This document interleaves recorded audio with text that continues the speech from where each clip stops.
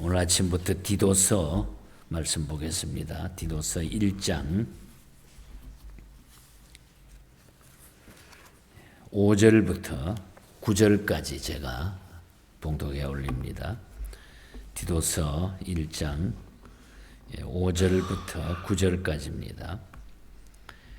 내가 너를 그레데에 남겨둔 이유는 남은 일을 정리하고 내가 명한 대로 각 성의 장로들을 세우게 하려 함이니 책망할 것이 없고 한 아내의 남편이며 방탕하다는 비난을 받거나 불순종하는 일이 없는 믿는 자녀를 둔 자라야 할지라.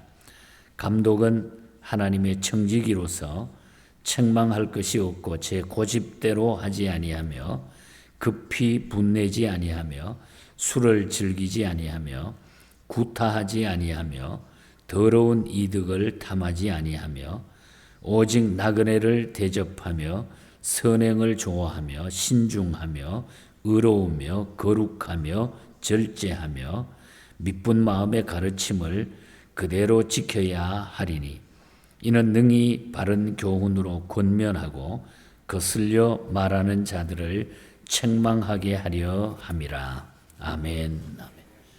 아멘. 오늘 또 주신 말씀이 오늘 우리에게 큰 은혜와 또 위로가 되기를 주님 이름으로 간절히 축복합니다. 이 디도서는 목회의 서신 중에 바울이 특별히 개인적으로 담아서 두는 이 사신적인 그런 목적을 가지고 있습니다. 역사적으로 보면은 디모데 전서를 기록한 후에 그 디모데 후서를 기록하기 바로 전 그 중간에 이 디도서가 쓰여진 걸로 역사적으로 볼 수가 있습니다. 디모데 전서가 AD 63년에 기록됐다고 하면은 디모데 후서는 AD 66년에서 67년 사이인데 바로 그 전에 AD 66년 초에 아마 이 디도서가 기록이 됐다. 이렇게 보는 성경학자들이 대부분인 것을 보게 됩니다. 이 디도서는 특별히 건전한 교회를 강조하는 동시에 그 진리를 왜곡하는 자들에 대해서 경고의 메시지가 나타나고 있습니다. 특히 가정, 교회, 직장 등에서 성실하고 영적인 사람을 뽑아서 교회를 감독하고 혹은 이 단체를 감독하는 장로 혹은 일꾼으로 그런 훌륭한 사람들을, 자격이 되는 사람들을 세우라고 말씀을 하고 있는 것입니다. 또 본서에는 특별히 우리가 두 가지로 구분해서 볼 수 있는데, 하나는 교회를 위한 하나님의 뜻, 그리고 다른 하나는 목회자를 위한 하나님의 뜻. 교회를 위한 하나님의 뜻은 질서 있는 조직을 갖추고 믿음에 있어서나 일상생활에 있어서 모범이 돼야 된다고 하는 것. 그리고 목회자를 위한 뜻은 질서를 존중하고 건전한 교리를 엄격하면서도 부드럽게 이것을 가르쳐야 된다 하는 이런 두 가지로 구분해서 말씀을 주시는 것을 보게 됩니다. 오늘 아침 그 1장에는 그 바울은 그 영지주의와 유대주의가 판치는 그 그레데 교회를 바로잡기 위해서 장로 선택의, 일꾼 선택의 필요성과 그 요건을 설명해 주는 내용들이 오늘 1장에 나타나고 있습니다. 우리가 내용을 보면은 이런 이야기입니다. 바울은 디도와 함께 지금 그레데 섬으로 전도 여행을 간 적이 있었습니다. 그때에 바울과 디도가 전한 복음을 듣고서 예수 믿게 된 사람들이 많이 그레데 섬에 생기게 되었습니다. 그러나 교회를 제도적으로 조직할 시간적인 여유가 없어가지고 바울은 야 디도야, 너는 이곳에서 이 사람들을 잘 가르치고 교회를 교회답게 만들어 달라. 그래서 디도를 그레데 섬에 남겨두면서 바울은 혼자 돌아오게 되죠. 그래서 디도가 바울이 말씀하는 대로 장로들을 세우고 바울이 끝내지 못한 일을 정리해 주기를 바라면서 또 그 일을 디도가 감당하게 된 그런 이야기를 1장에 들려주면서 일꾼들을, 이런 사람들을 세워야 된다. 여기 보면 특별히 그 장로에 대한 이야기를 말하고 있습니다. 여기에 장로는 두 가지를 다 포함합니다. 가르치는 장로와 치리 장로. 다시 말하면 오늘 목사와 오늘 치리하는 치리 장로들, 그리고 우리 감리교 같은 데는 이 감독이라고 하는 말을 쓰기도 하고, 그러니까 교회에 리더십을 가진 특별한 그 리더십을 가진 자들을 세우는 그런 이야기를 들려주고 있는 것을 보게 됩니다. 그래서 오늘 아침에는 우리가 올바른 일꾼의 자격, 바른 일꾼의 자격, 여기에 대해서 우리가 잠시 한번 살펴보도록 하겠습니다. 자, 먼저 하나님 앞에 세워지는 치리 장로가 되든 또한 가르치는 장로가 되든 또 교회에서 리더십을 가진 일꾼이 되든지 간에 먼저 중요한 것은 책망할 것이 없는 자를 세워야 된다. 그런 이야기를 들려줍니다. 6절에서 7절에 보면은 책망할 것이 없고 한 아내의 남편이며 방탕하다는 비난을 받거나 불순종하는 일이 없는 믿는 자녀를 둔 자라야 할지라. 감독은 하나님의 청지기로서 책망할 것이 없고, 이렇게 쭉 말씀이 나열되어 있습니다. 이 이야기는 사회적으로나 도덕적으로 책망할 것이 없는 것을 말하고 있는 겁니다. 말씀에 위배되는 모든 것이 책망받을 것들이죠. 물론 우리가 인생을 살다가 보면 완벽한 사람은 아무도 없어요. 우리는 목사건 장로건 하나님 앞에 봤을 때에 정말 이 말씀 앞에 그냥 큰 소리 치면서 나는 똑바르다 이렇게 말할 사람은 아무도 없습니다. 실수 아니할 사람이 없지만은 여기서 말하는 것은 뚜렷하게 드러난 일이 없어야 된다는 것입니다. 예를 들어서 뭐 가정의 윤리라든지 그냥 방탕한다든지 직분 가진 자가 그냥 외적으로 내적으로 숨겨놓고 이렇게 거짓되게 이중적인 삶을 산다거나 이런 것을 나타내는 자를 우리가 장로로 세운다거나 목회자로 세워서는 안 된다는 거죠. 세상적인 재미에 빠져서 자기의 직분보다는 다른 곳에 더 우선주의를 가지고 살아가는 이런 자들은 자격이 안 된다. 그것을 지금 말씀해 주고 있는 겁니다. 그 다음에 제 고집을 꺾는 자를 세워야 된다. 고집에 대한 이야기를, 여기에 이 고집이라고 하는 것은 이 고집 때문에 모든 것이 다 따라오기 때문에 대단히 중요한 얘기예요. 7절에 보면은 감독은 하나님의 청지기로서 책망할 것이 없고 제 고집대로 하지 아니하며, 고집대로 하지, 제 고집대로. 장로는 자기 주장을 강하게 내세워서는 안 된다는 거죠. 지도자들이 하나님 앞에 지도력을 발휘하면서 리더십을 발휘하면서 자기 주장을 강하게 내어서는 안 된다. 자기 고집대로 하는 자들은 흔히 광신자가 될 수 있다는 거죠. 이게 고집이라고 하는 것은 하나님의 뜻과 부합되지 아니하고 자기 주장을 펴서 남의 옳은 주장을 꺾어버리는 의도로 억지를 부리는 뚝심이라, 이렇게 설명을 해놨더라고요. 억지를 부리는 뚝심.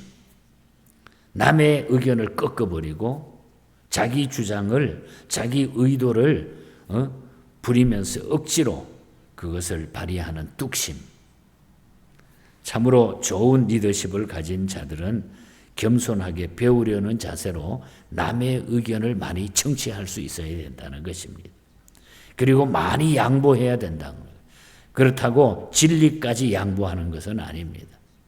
베드로 사도는 장로들에게 권면하기를 베드로전서 5장 3절에 보면 이렇게 말했습니다. 맡기운 자들에게 주장하는 자세를 하지 말고 오직 양무리의 본이 되라. 주장하는 자세를 하지 말고 오직 양무리의 본이 되라. 그렇게 말씀했습니다. 제가 이 고집이라고 하는 단어를 깊이 한번 살펴봤더니 고집은 자기 의견을 굳게 지키는 걸 말하는 거예요. 자기 의견을 굳게 지키는 것. 이것은 여러분 어떤 경우도 좋지 않아요. 자기 의견을 굳게 지키는 것. 진리를 위해서는 고집을 부려도 된다고 하지만 사실 여러분 진리는 하나님의 말씀이기 때문에 그것은 고집이 아니라는 거죠. 우리의 사적인 이 고집이 내가 들어가 가지고 어떤 일을 주장할 때 되면은 그 일은 완전히 와해가 되거나 어려운 일을 맡게 된다는 거예요. 여기에 하나님의 말씀에 대한 고집이라고 하는 말씀은 이미 우리에게 주어졌기 때문에 그 말씀을 지키는 것은 고집이 아니라는 거죠. 그러므로 자기 고집을 세우지 아니하는 사람을 일꾼으로 지도자로 하나님의 교회가 세워야 교회가 평안한다. 그래서 우리가 하나님 앞에 살아가면서 주의 일을 하는 우리 모두에게는 그 누구에게도 마찬가지입니다. 다 해당되는데 제 고집을 꺾는 자세로 우리는 일을 해야 된다. 제 고집을 하나님의 뜻대로 우리가 해야 된다. 그 다음에 우리가 중요한 메시지는 성내지 아니하는 자라야 된다. 분내지 아니하는 자. 여기에서 모든 것이 망가지게 되고 이걸 잘 컨트롤하는 자들은 그 다음에 말씀들이 저절로 순종이 된다는 거예요. 7절을 다시 읽어드리면 감독은 하나님의 정직이로서 책망할 것이 없고 제 고집대로 하지 아니하며 급히 분내지 아니하며 그 다음에 연결되죠. 술을 즐기지 아니하며 구타하지 아니하며 더러운 이득을 탐하지 아니하며 나그네 대접 그 다음에 선행하며 신중하며 의로우며 거룩하며 절제하며. 근데 여기에서 우리가 급히 분내지 아니한다. 성내지 아니하며 여기에 급한 성질을 가진 자를 말하는데 즉 다시 말하면 더 축소하면 다혈질적인 이야기, 다혈질적인 성격을 말합니다. 다혈질적인 것. 이 다혈질이라고 하는 것은 아주 자극에 민감해가지고 곧 흥분되고 오래 가지 못하고 바로 식어버리는 주로 인내력이 없는 그 기질형의 사람을 다혈질이라 이렇게 말합니다. 주의 일은 다혈질형이 하면은 실수가 많고 문제가 많이 생긴다는 거죠. 그렇다고 그와 같은 자들이 주의 일을 전혀 못하는 것은 아닙니다. 다만 혈기를 죽이고 자기 혈기를 죽이고 인내하면서 주의 일을 하는 사람보다는 훨씬 더 못하다는 거죠. 그래서 야고보 사도가 여기에 맞는 이야기를 우리에게 들려줬죠. 야고보서 1장 20절에 보면은 사람의 성내는 것이 하나님의 의를 이루지 못함이니라 그랬어요. 사람의 성내는 것이 하나님의 의를 이루지 못한다. 대단히 중요한 얘기. 특히 사랑이 결여된 사람들이 분을 잘 낸다는 거죠.